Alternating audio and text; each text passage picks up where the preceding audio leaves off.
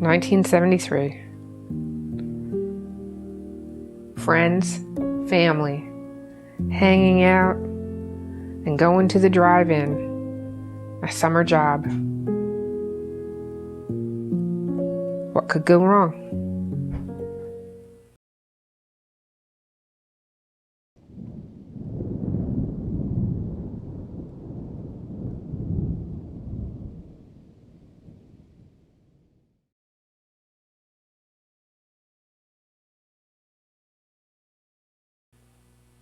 Our story takes us to Jefferson County, Kentucky, about 30 miles southwest of Louisville. Louisville in 1973 had a population of about 1 million. It's home of the Kentucky Derby and the Louisville Slugger. 1973, what a great year.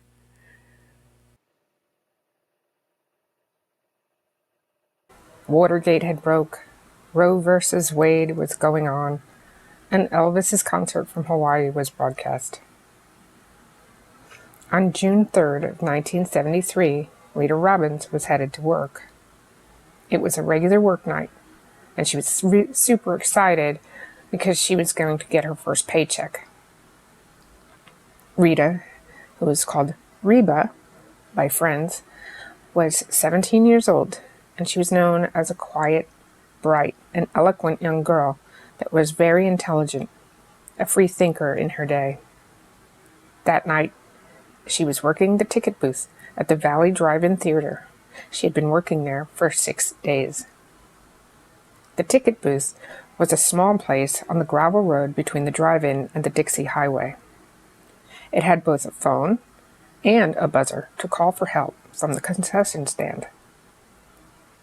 At about 10:55 p.m., Lucille Hornsby, the manager of the drive-in, stopped into the booth before heading home for a short time.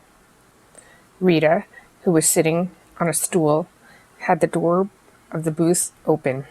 As Lucille told her she would return shortly, she drove off, and she noticed a car entering in the drive. This was not anything that she would have thought strange. It was a drive-in, of course. It must have been just moments after Mrs. Hartley pulled away that the concession worker, John Southern, walked out to the booth with a 7-Up for Rita, setting it on her counter. Rita had been concerned. She had told others that for 2 consecutive nights, a car had pulled in, lights shining at the booth, sat in the drive for a few minutes, and then would just drive away. She couldn't tell the make of the car because of the lights that shined so brightly. When Lucille Hornsby returned at approximately 11:06 p.m., Rita was not in the booth. The 7-Up still sitting on the counter, untouched. Mr. Hornsby noticed that the cash drawer was empty. Rita was nowhere to be found. When police arrived, Rita's purse was handed over. The contents were the usual for a girl of her age, as well as, wow, yeah, just wow, a pipe for smoking marijuana.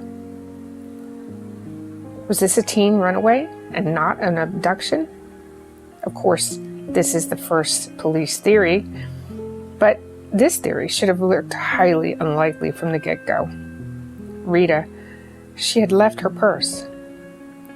She had left her dad's car that she had drove to work in that night. Rita was never a troublesome teen.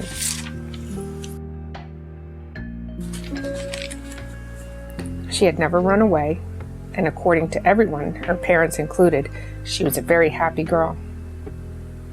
The police conducted searches on the ground and by air looking for Rita, but nothing was ever found.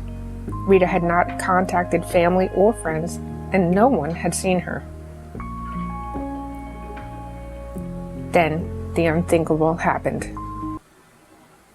On June 14th, at about 11:40 p.m., 21-year-old Ronald Shoemaker disappeared from the Valley Drive-In ticket booth in much the same way as Rita had just 11 days earlier.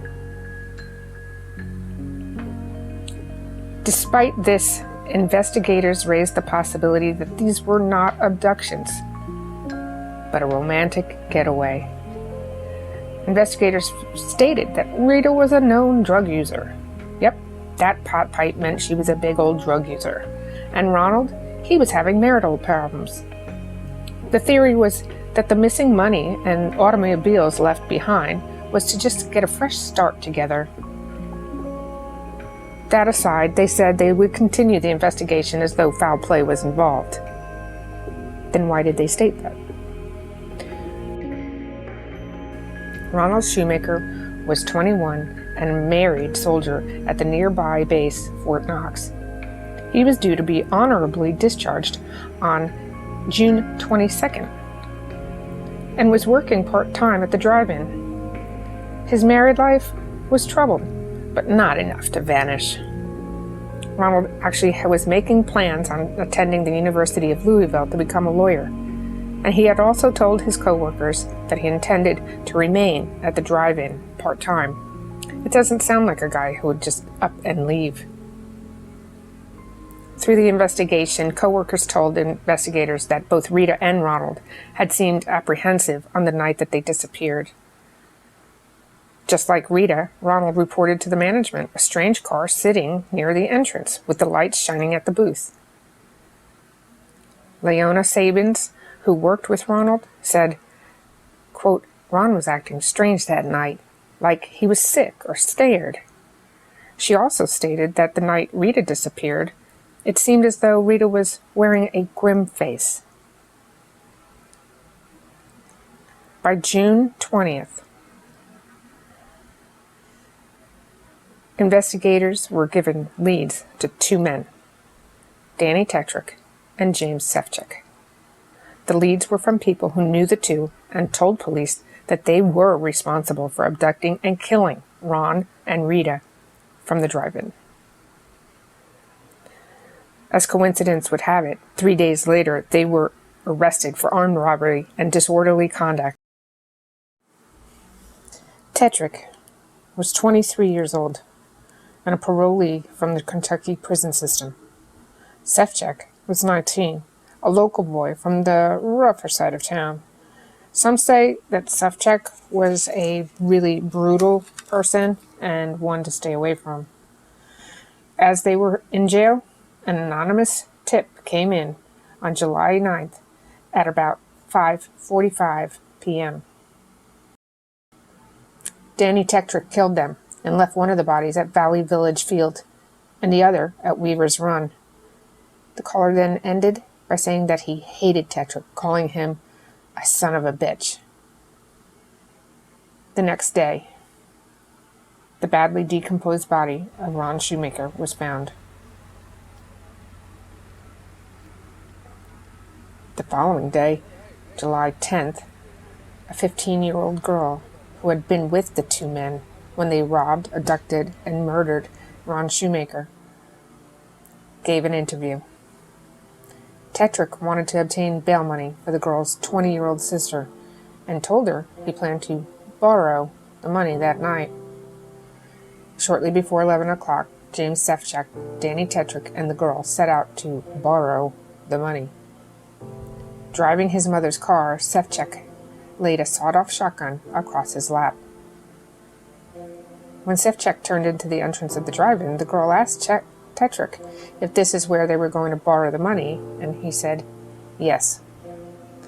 But when they pulled up to the ticket booth and Shoemaker came out to take their money, Sefcik aimed the shotgun at his face and told him to get in the back seat and lie on the floor. Shoemaker obeyed, climbed inside the car, and laid on the floor. Moments later, they were gone, turning left onto the Dixie Highway as they made their way to a secluded area off Weaver's Road. According to the girl, as Tetrick held the shotgun, Sefcik said, "Get the billfold." After robbing Shoemaker, Tetrick made him walk toward a ditch. At this time, the girl said she heard a shot, and Tetrick then attempted to return to the car, but Sefcik shouted, "Shoot him again!" Shoemaker had already rolled down the hill, And this second blast, the girl believed, hit him in the legs. What the girl didn't know, and what Tetrick had later confessed to, is that besides shooting Shoemaker, he also hit him in the head. And it would be later determined that the blow to the head was what killed the young soldier. On July 12th, after Tetrick and Shevchuk heard of the girl's statement to the police, the walls of denial came down. They made full confessions of their involvement in the abductions and murders of Ronald Shoemaker and Rita Robbins.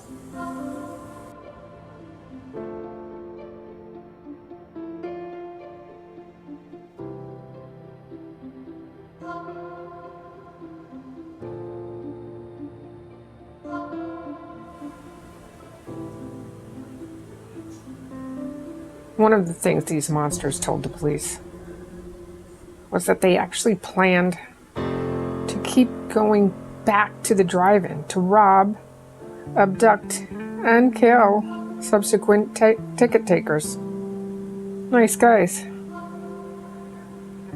Danny Tetrick was apparently feeling some degree of remorse for the killing of Rita Robbins, and he led detectives to where her body was left. Detective John Spellman later testified that Tetrick said he killed both these people. He told us how he did it, why he did it. He also seemed very disturbed by the fact that he had done it.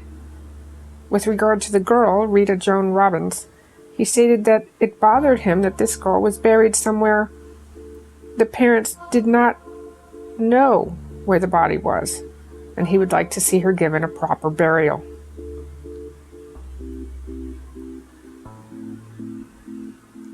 Seems like a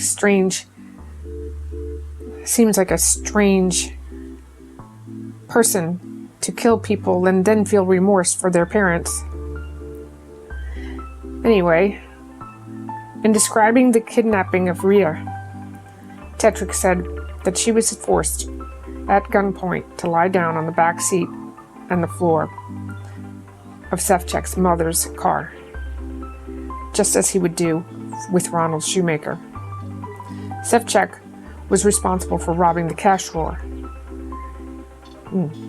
Tetrick said that they got the girl out of the car and that she helped them count the money that was taken in the robbery. He said she didn't show any real fear of them, that she was making a game out of the whole thing. Sure she did. Tetrick also said that Shevchuk made Robbins get undressed and then made her get into the car with him. When they emerged a short time later, he told Tetrick that the girl had to be killed, as she could identify them. Tetrick said Shevchuk started hollering, "Kill her, kill her, kill her." And then Tetrick grabbed Robin's arms. It was this time Tetrick confessed that he stabbed Rita Robbins.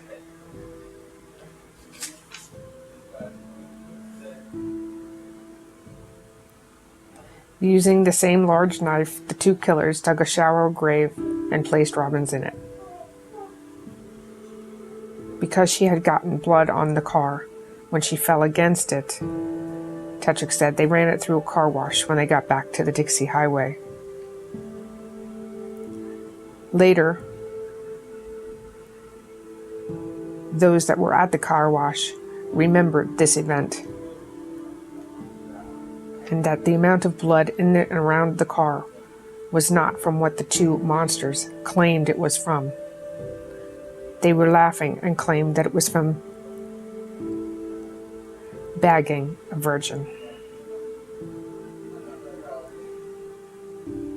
No one believed that.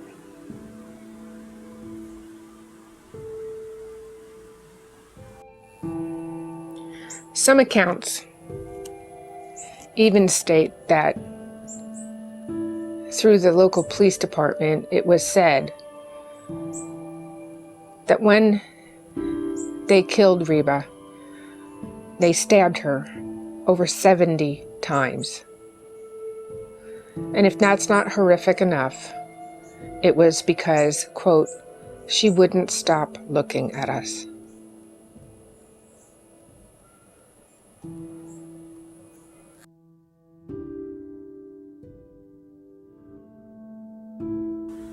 Danny Tetrick and Jim Sefcik would eventually enter guilty pleas for the murders, and both would receive life sentences for their crimes.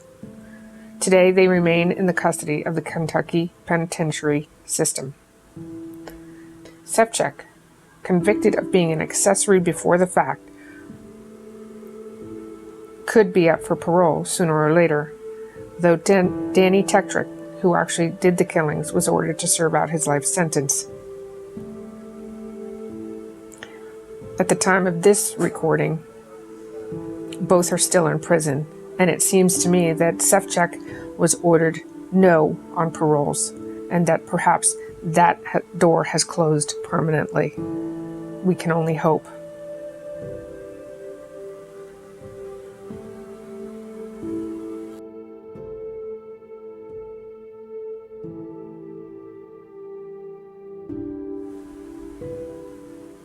I remember going to drive-ins, and I have fond memories of drive-ins.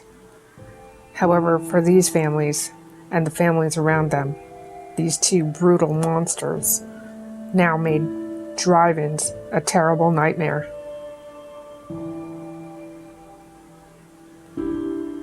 Thank you so much for joining me, and until next time, be safe.